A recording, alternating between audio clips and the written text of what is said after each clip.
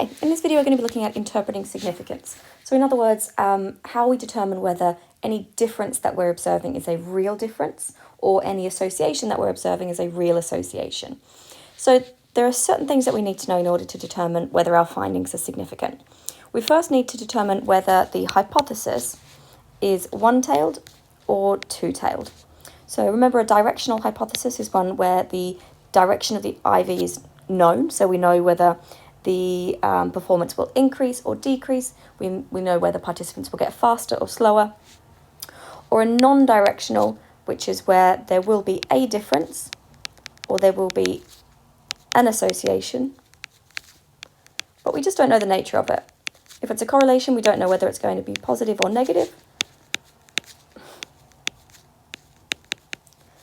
but we know that it's going to be there. That should say a difference or an association.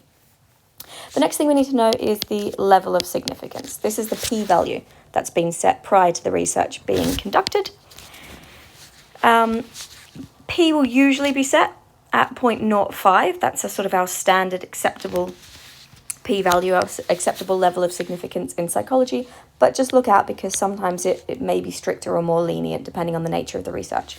Just take a look and just see what the researcher has set p at. Sometimes it will be presented like this, sometimes it will be presented in terms of, the researcher set a 5% level of significance. And that means p equals 0.05.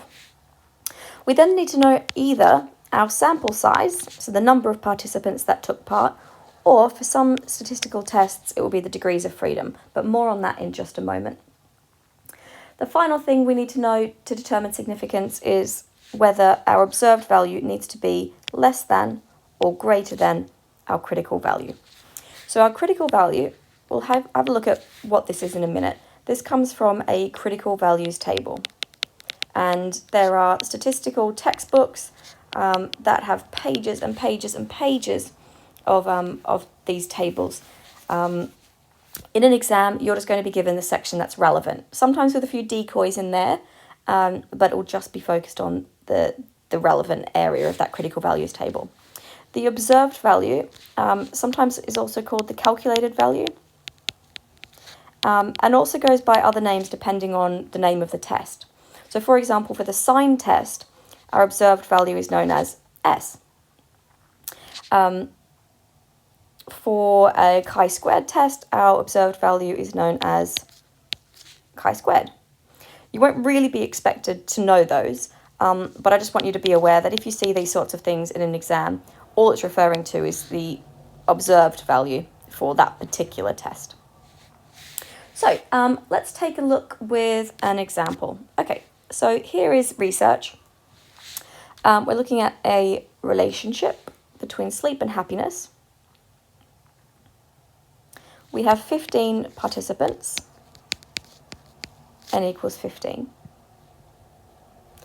It's based on previous research, so this should be our indication that our hypothesis is going to be directional, and therefore it's one-tailed. And we have our calculated value here. Notice that there isn't a p-value, so we can assume that p has been set at 0.05. I just want you to pause the video at this point, and I want you to think, what statistical test would we use to calculate significance or determine significance here? If you are confident with your statistical tests, you'll know that we're using a Spearman's rho.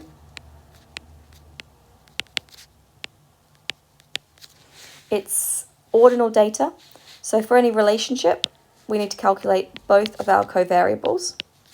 Covariable 1 is happiness on a scale from 1 to 10. That's ordinal data. Our other covariable is hours slept. That's interval data. And we know that when we've got different levels of measurement in an association, we have to go with the safest. So our level of measurement is ordinal. And it's a relationship, and because it's a relationship, we don't have related or unrelated. It's not an experiment, so there's no experimental design. So based on this, we know that we're looking at a Spearman's rho to determine significance. So let's have a look at what we need to do to determine whether that association between sleep and happiness is significant or not. So let's remind ourselves, we had 0.05 as our p-value. We had n equals 15. That's our number of participants that took part. Our calculated value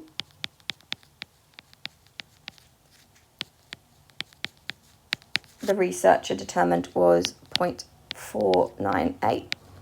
Remember, you're not going to have to calculate any of these statistical tests except for the sign test. So you don't need to know how this calculated value was obtained. You only need to know how to calculate the sign test value for S. And we know that we're looking at a one-tailed hypothesis because we're looking at a directional hypothesis. Okay, so this is what I meant. This is one section of a critical values table.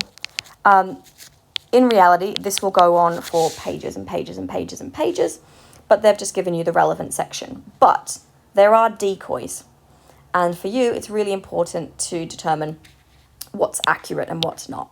So we start up here. Most of the time, you'll be given the level of significance for a one-tailed and a two-tailed test. Only one of these is relevant. And so the two-tailed test has been put here as a decoy. We're not interested in that.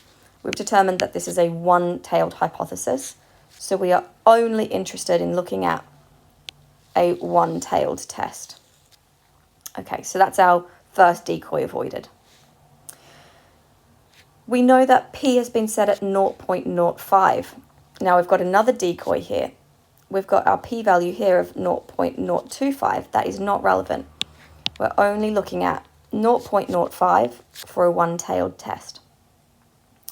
We know that n, if we go down here, n equals 15.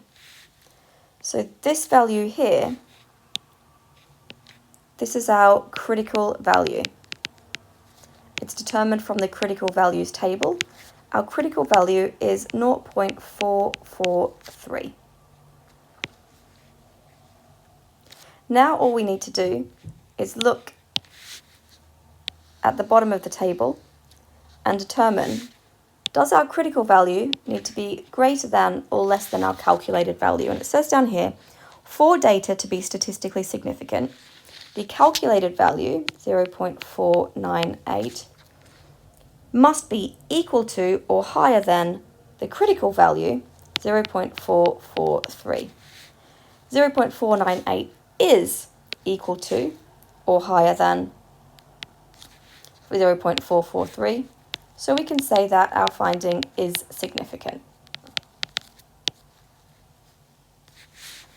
And this is the process that we will need to use each time. We need to ensure that we're looking at the correct level of significance. We need to determine that we're looking at the correct type of hypothesis, and we need to make sure that we've calculated n correctly as well. So, we know that our finding is significant. Now, how do we actually report this? There is a sort of set phrase that we use. We need to make sure that for full marks, we're including all of this important information. And this is the format, the structure that I would like you to use. So, we are saying in this research, the relationship between happiness and sleep is significant. This is because the observed value is greater than or exceeds the critical value based on a one-tailed hypothesis when n equals 15 and the level of significance has been set at 0.05. So we can see a really succinct way to phrase this, and this is a significant statement. This is the kind of information you would find in the results section of any psychological report. So it's important that you are able to tick off all 5 really important aspects here. Just a few notes and just things that I don't think are particularly important, but things that you should be mindful of just in case it spooks you in an exam. I have always seen the exam papers give you that statement at the bottom of the critical values table that tells you whether the critical value needs to be greater than or less than the calculated value. I have never ever seen a scenario where that statement isn't there. But just in case, there is an easy trick to determine whether it needs to be greater or less than. The tests that require the calculated value to be less than the critical value are tests that all have, none of them have an R in their name.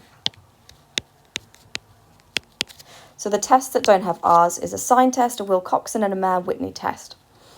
In those cases, the calculated value needs to be less than or equal to the critical value.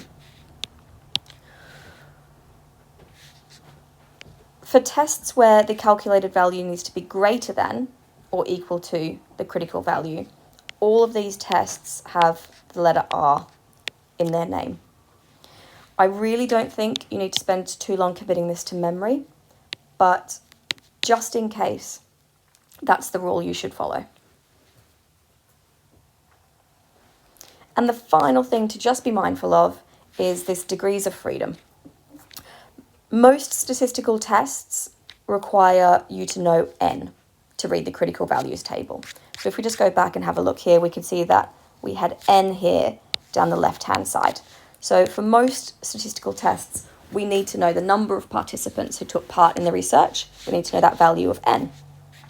There are some tests, particularly chi-squared and the unrelated t-test, that instead of requiring you to know N, you need to know the degrees of freedom, denoted by DF. Most often, this will be provided. And so it will say the researcher calculated the degrees of freedom to be equal to 5. And that will be given to you. Or what's becoming more common is that you'll be given a formula to calculate the degrees of freedom. And you'll get an expression like, the researcher calculated the degrees of freedom to be N minus 2. And so you calculate N, you subtract 2, and that will give you your degrees of freedom. And so you will always be given the formula, or you'll just be given the degrees of freedom straight up. If it's not provided, these are the ways to calculate it.